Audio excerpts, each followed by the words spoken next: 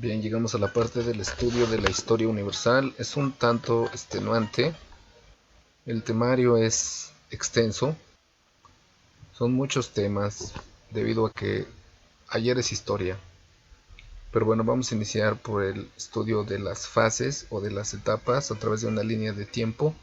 Vamos a hacer un resumen muy rápido de cómo ha sido la evolución histórica de los eventos más importantes.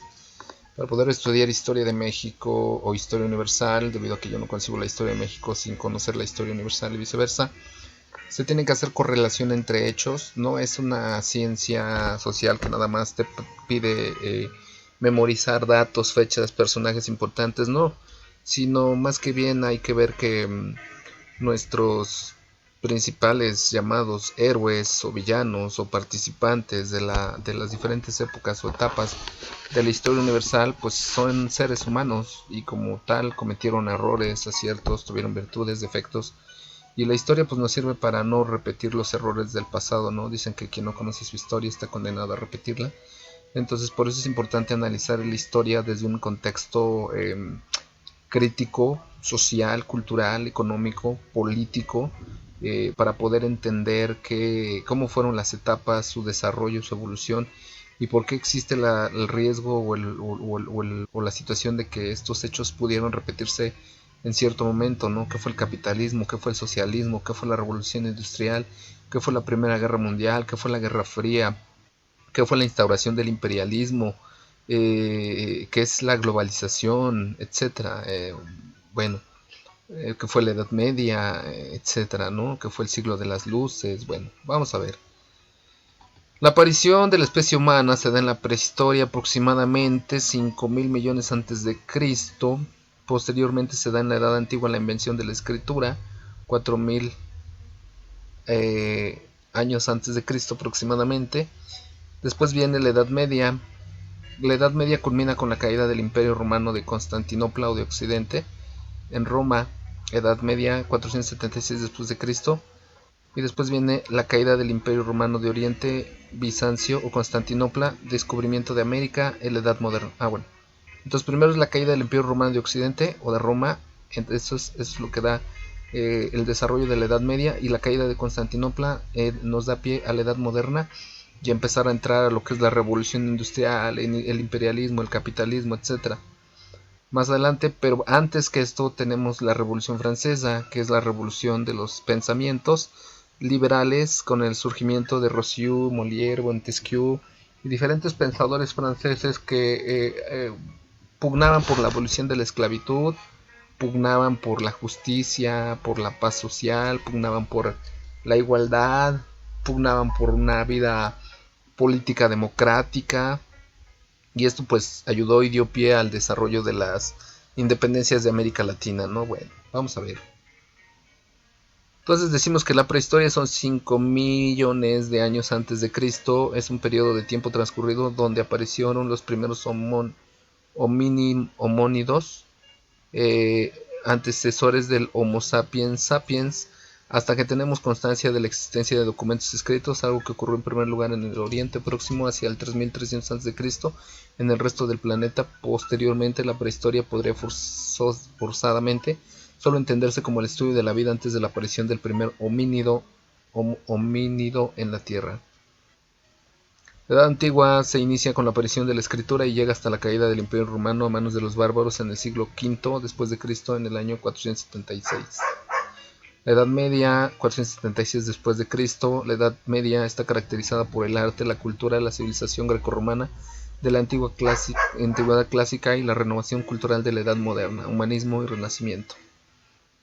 La Edad Moderna, 1453. La Edad Moderna es el periodo que va desde el descubrimiento de América hasta la Revolución Francesa, 1492 a 1789. Grandes exploraciones. Descubrimiento de América por Cristóbal Colón en 1492. Se descubren nuevas rutas comerciales, marítimas y terrestres. En 1498 Vasco da Gama encuentra una ruta marítima para llegar a Asia, bordeando todo el continente africano, tripulando los barcos en la zona del Cabo de Buena Esperanza. Era un poco traumático, por lo que fue ayudado por un avanzado marinero árabe. La Edad Contemporánea, 1789, con este nombre se le conoce o se le designa al periodo histórico comprendido entre la Revolución Francesa y la actualidad. Los acontecimientos más importantes de la Edad Contemporánea son la Revolución Francesa de 1787 a 1799, la Revolución Industrial, la creación de la máquina de vapor, la generación del mercantilismo o el comercio y la división del trabajo, la Primera Guerra Mundial de 1914 a 1918, la Segunda Guerra Mundial de 1939 a 1945, la creación del Internet, la independencia de América Latina y la Revolución Rusa. Bueno, no, esto de la Internet no iba. Bien, vamos a ver un documento.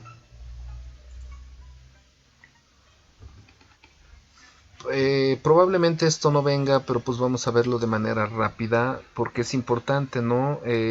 Las culturas agrícolas, el mundo se originó gracias a una cultura agrícola, debido a que de pronto los grandes animales se acabaron y el hombre tuvo que empezar a convertirse en cazador, tuvo que dejar de ser cazador y convertirse en agrícola, ya que mataron a tantos especies animales que hasta que los extinguieron.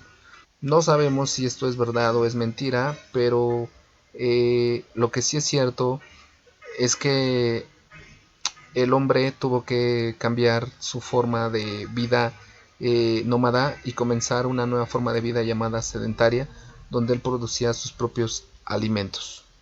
Una de las grandes culturas más importantes es la cultura egipcia. La vida en Egipto estaba determinada principalmente por las crecidas del río Nilo, de su cauce provocaba la inundación de las zonas cercanas. Se permitían actividades importantes como el desarrollo de la agricultura. Era una zona totalmente desértica. Los egipcios localizaban la mayoría de sus ciudades en las cercanías del Nilo, aunque también tenían presencia en otras ciudades como Memphis, Tebas, Tel el Amarna o Sais, las elegidas por el faraón como capitales. Las villas estaban rodeadas de árboles y jardines. El clima de Egipto es de tipo desértico, mitigado únicamente en la costa mediterránea. Se caracterizaba por la extrema escasez e incluso la falta absoluta de lluvias, por un cielo sereno durante largos escasos tiempos, por temperaturas elevadas todo el año. Tenían una estructura política donde se desenvolvían por medio de un carácter monárquico, bajo el poder de 30 dinastías o familias reinantes hasta la consumación de la conquista realizada por los romanos, con un total de alrededor de 360 faraones. Los elementos sociales, el faraón, vocablo que significa casa grande, era el más inminente en la jerarquía política, el gobernante de mayor rango, a tal grado de considerársele como un dios vivo y su palabra era la ley. Las clases sociales eran los sacerdotes, los nobles, tenían en sus manos la orientación general de la existencia del pueblo a nivel social, los grandes propietarios y los militares, muy importantes por la labor bélica, los escribas con igual valor de los militares, los artesanos y trabajadores, bueno, y así como los esclavos. Aquí podemos ver de un concepto vital dentro de la historia que son las clases sociales. Las clases sociales siempre han existido, es la división de las personas con base a su cultura, política, visión, a su actividad u oficio. Luego viene la cultura de los mesopotámicos o de Mesopotamia, que significa país o región entre ríos. Está ubicada entre el río Éufrates y Tigris. Fue rodeada al noreste del monte de Anatolia y los Zagros de Irán y al oeste del desierto árabe. Los ríos se delimitaban, nacían en montañas Antitauro en el Asia Menor y cerca de su desembocadura el Golfo Pérsico. El drenaje de las marismas situadas en los ríos Tigris y Éufrates permitió el cultivo sistemático de cereales y legumbres, el crecimiento demográfico, la proliferación de ciudades, el mantenimiento de individuos. Mesopotamia se convirtió en una floreciente región tanto en el punto de vista económico como desde el punto de vista cultural. Luego sigue la cultura babilónica, primeros asentamientos. Desde comienzos de la época paleolítica, los territorios se conocieron como Asiria, estuvieron habitados. Este hecho se ha confirmado por el descubrimiento de 2 cráneos de personas adultas neandertales en una cueva en el borde noroeste de la región. Una lengua aglutinante en lugar de una flexional, probablemente en el tercer milenio a.C., eran nómadas semíticos, conquistaron la región y convirtieron su lengua flexional, muy próxima al babilónico, en el idioma dominante de la región. La escritura asiria era una versión ligeramente modificada de la cuneiforme babilónica. La civilización babilónica, que duró desde el siglo XIII hasta el 6 a.C., era como la sumeria que la precedió, de carácter urbano, aunque se basaba en la agricultura más que en la industria. La sociedad babilónica estaba compuesta por 3 clases sociales representadas por el Ayulu, persona libre de clase superior, el Wardu o el esclavo y el Mushkenu, persona libre de clase inferior que se encontraba legalmente entre el Aiulu y el Guardo. La mayoría de los esclavos eran prisioneros de guerra, aunque algunos eran reclutados en la población babilónica. Los esclavos eran propiedad de su amo como un bien inmueble, podían ser marcados, azotados y eran severamente castigados si intentaban escapar. Los esclavos tenían algunos derechos legales y podían realizar negocios, prestar dinero y comprar su libertad. Luego viene la cultura india.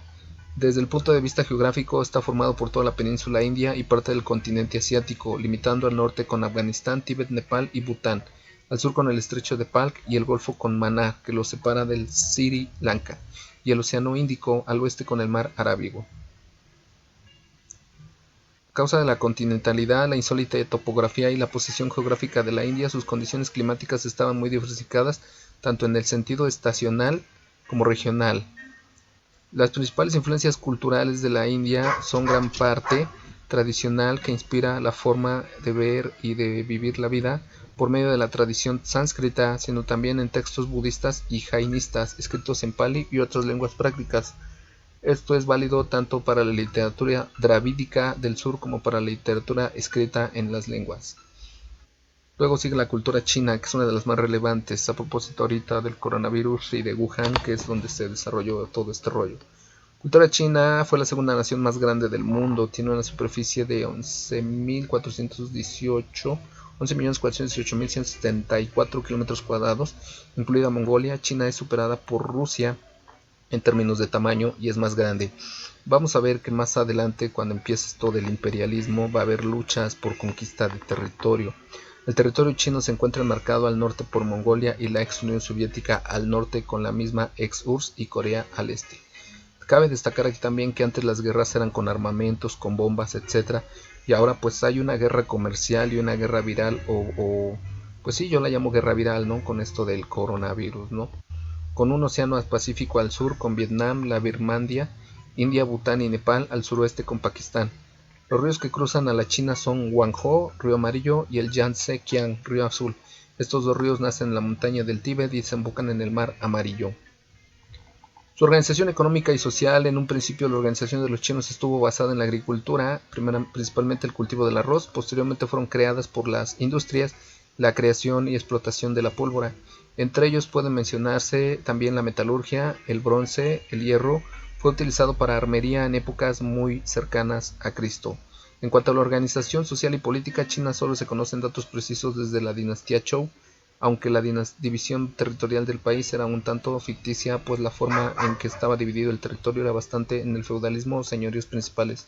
Las clases sociales en China fueron integradas, la primera por una aristocracia que dominaba las funciones políticas y religiosas, la segunda por funcionarios del Estado, burocracia que degeneró en una rutina mecánica, y la tercera estaba constituida por artesanos y campesinos. Es indiscutible que un pueblo como el de China, tan invadido por tribus bárbaras, debió contar con una esclavitud muy pronunciada y por lo tanto esta organización no pudo conservarse indefinidamente a causa de las invasiones mediterráneas mencionadas. En la estructura social de la época, el rey con sus varias esposas aparece a la cabeza de todas las jerarquías. Había funcionarios para la atención de las obras públicas y los sacerdotes eran coadjutores importantes en las tareas de gobierno por presidir todas las ceremonias importantes y aconsejar al rey. Civilizaciones del Mediterráneo. Los fenicios, de origen semita, se establecieron en las costas de Siria, región de Asia Occidental, comprendida entre los montes del Líbano y el mar Mediterráneo.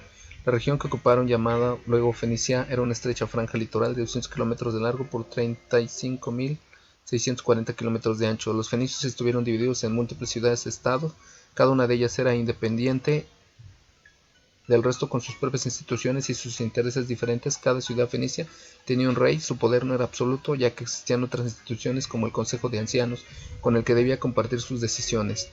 Este consejo estaba compuesto por 100 miembros ricos mercaderes, su función era asesorar al monarca en cuestión política y económica. Luego, los griegos. Grecia está situada en el extremo suroeste de la región balcánica, en el mar Mediterráneo oriental. Es una península entre el mar Egeo y el mar Jónico que engloba numerosas islas. Las clases sociales en Esparta este nombre designaba a los extranjeros. Eran hombres libres que vivían en las regiones periféricas, donde formaban sus propias ciudades en las que tenían derechos civiles propios. La organización política era generalmente un gobierno de régimen parlamentario, la autoridad suprema era el rey, el poder legislativo era unicameral. Muy bien, pues esto es un